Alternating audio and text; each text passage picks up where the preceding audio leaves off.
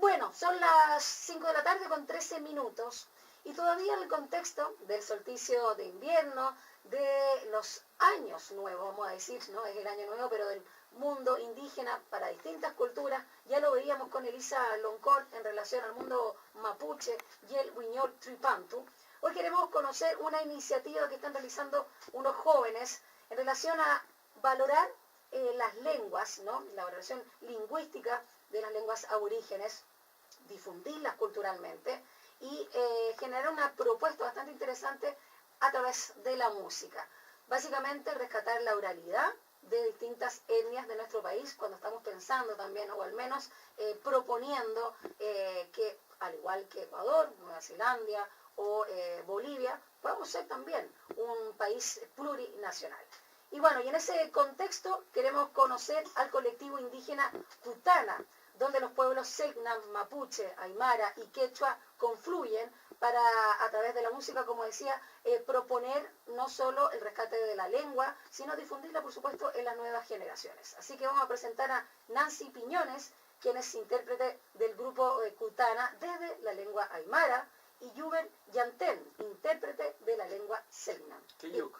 Keyuk, perdón, Keyuk, es tu nombre más como... Mi nombre originario. Originario. Sí. ¿Qué significa Keyuk a todo esto? Significa viento en idioma Shilknam. Mira qué lindo, viento. Entonces, Keyuk Yamten, intérprete de la lengua Selknam. Bienvenidos ambos a Sin Tacos ni Corbata.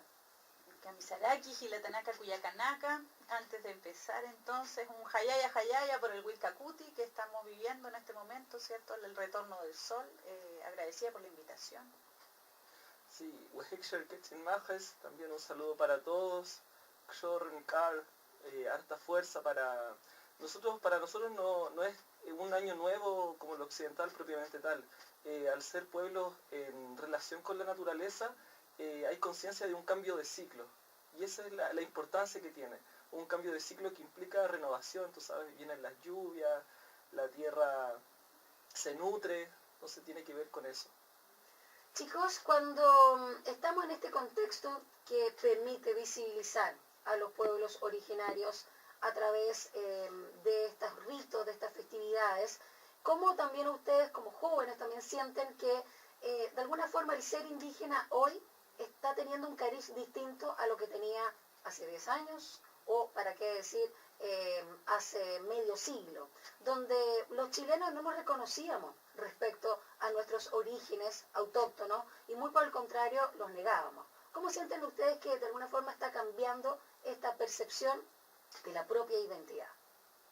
Nancy. Bueno, mira, personalmente yo lo vivo de esta manera también. Bueno, el tema Aymara es bastante particular, como sus costumbres, o dejándolas en silencio, por decirlo, dejándolas guardadas, un poco enterradas, un poco en el interior de las casas solamente, porque la chilenización fue bastante fuerte, obligados a hablar el español, obligados a seguir las costumbres, digamos, chilenas que se llamaban tradicionales, ¿cierto? Impuestas para diferenciar los distintos países según las fronteras, y lo cual era totalmente contraproducente entre los pueblos andinos, que siempre hubo un tránsito general en toda la frontera, digamos, y hay familias que están en Bolivia, Perú, Chile, y están divididas, digamos, por estas fronteras. Creo yo que muchos de nosotros tuvimos que recuperar muchos de los ritos, muchas de las ceremonias y mucho de nuestro conocimiento a través de nuestros propios abuelos, ¿cierto? En mi caso, lo que me transmitía mi abuela, el Basanjines Huara, que era de Putre, ¿cierto? Fue lo que yo retomé para poder enseñar acá, sobre todo a mis hijos, que no olvidaran que ellos también venían de esta rama aymara, ¿cierto? Nuestro linaje provenía desde ese lugar, y no olvidar que eso existía. Por lo tanto, empecé a recuperar la lengua a través de las herramientas que habían en ese momento, ¿cierto? Ciertos profesores, y aprender yo misma de manera autodidacta, siempre buscando recuperarlo para poder enseñarlo, para poder recuperar esta lengua que era bastante rica, llena de significado, ¿cierto? Y poder que mis hijos también mantengan este conocimiento y no lo olviden con el tiempo. Nos hemos dado cuenta que mucha gente ha estado, digamos, en este despertar de reconocer su origen familiar, y por lo tanto ahora es un momento en donde colegiado, digamos, donde la gente está tomando conciencia de la importancia que tiene, ¿cierto?, este pasado indígena que esconde en cada familia.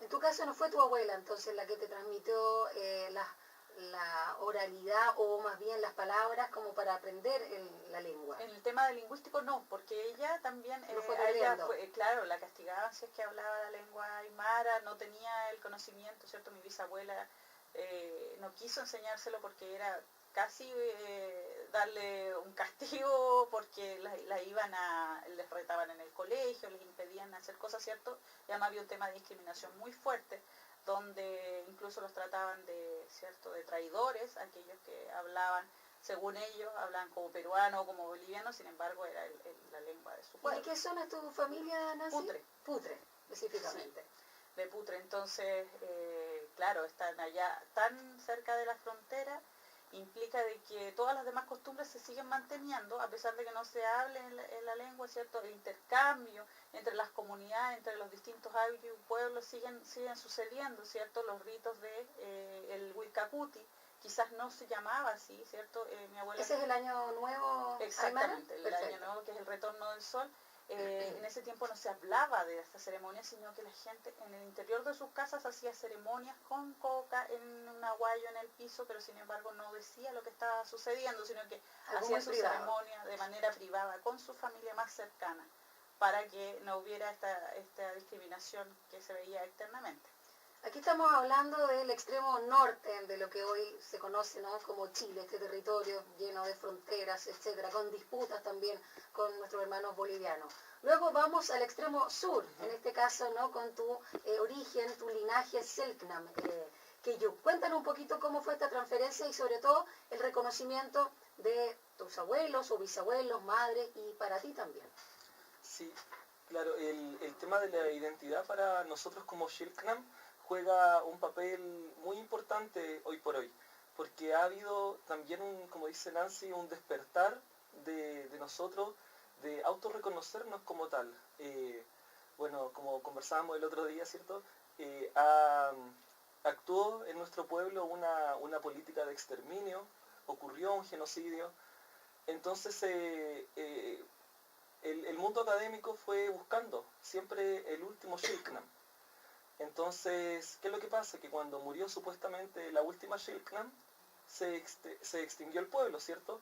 Entonces nosotros tuvimos que hacer todo un trabajo de revalorizar lo que teníamos, nuestra herencia, para poder levantarnos y decir, bueno, nosotros somos mestizos, pero igualmente somos Selknam. Tenemos el derecho a ser Selknam porque mantenemos varios aspectos, mantenemos cosmovisión, mantenemos oralidad, mantenemos territorio, que es un vínculo territorial es algo muy importante. Y ¿cierto? ADN, por supuesto. Bueno, también nuestra genética.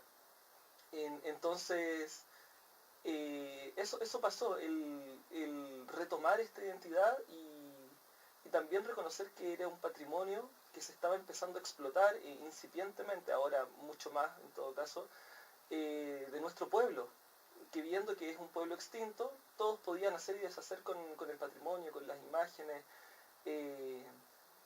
con las fotos de los espíritus. Entonces, claro, nosotros tuvimos que levantar la voz y decir, no, bueno, acá estamos nosotros, como Selknam de este siglo, no me gusta a mí el término descendientes de Selknam, porque eso nos invalidaría un poco. Y decir, bueno, acá estamos y nos hacemos cargo, ¿cierto? El tema también tenemos hablantes de nuestro idioma, algo que no se conoce. Yo inicié también de manera muy incipiente con un tío de mi mamá, un tío abuelo mío. No sé si él hablaba el idioma Selknam, lo conocí muy poco. Él murió cuando yo tenía 12 años y yo me empecé a interesar entre los 8 y los 9 años. Y también había una vergüenza, había un rechazo, era muy difícil sacarle palabras. Entonces yo solamente escuché algunas palabras y frases sueltas. Después fue un tema de hacer un trabajo extra, ¿cierto? Viendo el material que existía, porque es una lengua muy descrita, afortunadamente. Y comenzar a revitalizar el idioma. Claro, después cuando viajé a Tierra del Fuego, yo nací en Santiago. Cuando viajé a Tierra del Fuego me di cuenta que la lengua estaba más vital de lo que todos imaginábamos. Entonces, en la actualidad debemos haber una docena de hablantes de Selknam. Si lo ponemos en un contexto, bueno, comparativo con los demás pueblos de la región, ¿cierto? 12 parece un buen número. Pero si lo vemos a nivel global, que hayan 12 hablantes de un idioma es abismante, está en extremo peligro de caer en desuso. Que tú hablabas al inicio de este tema del patrimonio, ¿no? Cultural, inmaterial, de este legado. Todo el mundo, y voy a corregir porque yo decía Selknam, ¿no? Shelknam, como tú dices. ¿Qué significa todo esto? Shilknam, son la gente separada. La gente separada. Sí. Mira, separada del resto por estar separados del continente. El continente, por sí. estar en la isla Tierra del Fuego, en esas islas. Bueno, hay mucho, digamos, interés desde el teatro, desde el diseño y de otras áreas justamente por la iconografía, por los ritos, por cómo se pintaban los cuerpos o digamos generaban estos ritos en relación a distintos periodos de la vida, del desarrollo humano. Y quizás, y me gustaría que pudieras aclararle a nuestros auditores, se confunde a veces, ¿no? Bueno, Shelknam, Ona, Yagán o Patagones. Explica un poquito para que la gente haga una diferencia. Bueno, los Shilknam es nuestro idioma materno y también son conocidos como los Onas. Habitan, y digo habitan porque todavía estamos allá, la mayor parte de Tierra del Fuego, de la isla. Los Yagan, que ellos prefieren esa autodenominación, viven en Puerto Williams, en la isla Navarino, al igual que en Ushuaia, en Argentina, y en Punta Arenas también. Ellos son conocidos a veces como Yamana. Y existen otros pueblos de la Patagonia Occidental, que son los Cahuéscar, como ellos se autodenominan, y pareciera ser una denominación despectiva que a ellos no les gusta, que es Alacalufe. Y ellos viven en Puerto Natales, Punta Arenas y Puerto Den. Los españoles hablaban de Patagones. ¿A cuál etnia se referían? Principalmente a los tehuelches o a Onequén. Ah, perfecto. De la Patagonia, sí. A ver, interesante este trabajo que ustedes han hecho en relación no solamente al linaje, ¿no? Sino también de agrupar a otros que están buscando la propia identidad y rescatando sobre todo la lengua. Cuéntanos un poquito cómo nace este colectivo indígena Cutana, decíamos, ¿no? También con la lengua mapuche y quechua, que hoy día no pudieron estar presentes. Hablan un poquito también de cómo ustedes se reúnen, cuál es la excusa que les pone el destino para generar justamente este proyecto musical del cual ya vamos a escuchar algunos temas. Bueno, en general estábamos todos en búsqueda en diferentes ramas artísticas. Los 4 intérpretes, digamos, estábamos haciendo cosas muy interesantes en diferentes áreas, pero trabajando el tema indígena. Y se dio la oportunidad en que nos fuimos encontrando para hacer proyectos nuevos, porque el tema de la música también es un vehículo muy importante para poder educar a través del tema de la lengua.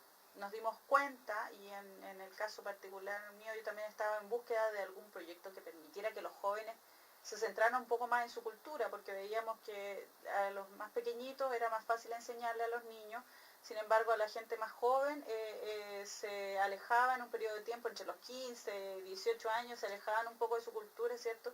Y buscábamos de alguna manera también estar acercándonos de alguna manera más creativa, interesante, ¿cierto? Y se fue generando el rescatar estas canciones tradicionales cantadas en lengua indígena para que generara esta inquietud de los jóvenes, sobre todo en ellos, pero también se fue dando que en realidad la gente más adulta y los niños también se acercan harto al tema musical, ¿cierto? Porque la música es como un idioma universal, como podríamos decir. A través de los ritmos también uno va aprendiendo las diferencias de las culturas. Y además apela no solo en este caso por el contenido, la lírica, a la razón, por el lenguaje mismo, sino a la emoción. Tiene un vehículo ahí muy directo.